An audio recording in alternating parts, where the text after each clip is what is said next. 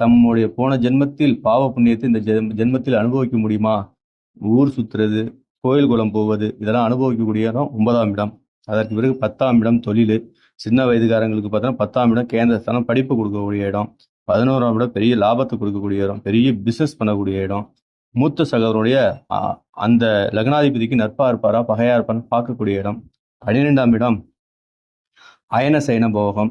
அவன் நிம்மதியாக சாப்பிட்டுட்டு, சின்ன வயசு பசங்களாக இருந்தால் நிம்மதியாக தூங்குவாங்களா வீட்டில், நிறைய டிவி பார்ப்பாங்களா, இல்லை இரவு நேரங்களில் நிறைய வெளியில் அலைச்சல் அலைவாங்களா அப்படின்னு பார்க்கக்கூடிய இடம். கல்யாணம் ஆனவங்க பார்த்தீங்கன்னா இரவு நேரங்களில் நல்லா சாப்பிடுவாங்க, நல்ல கணவன் மனைவியுடைய இன்பமாக இருப்பாங்களா இருக்க மாட்டாங்களா அப்படின்னு சொல்லி பார்க்கக்கூடிய இடம் தான் அயன சயன போகம்னு சொல்லிட்டு 12ஆம் இடம்.